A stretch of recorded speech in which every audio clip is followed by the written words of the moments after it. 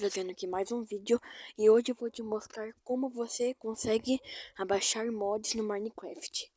Primeiro você entra na Play Store, vai pesquisar por DL, você vai instalar. Aí depois que instalou, você vai abrir. Você vai nessa lupinha você vai escrever rock. Calma aí. Aí vai aparecer esse aqui, ó. Você clica em downloads.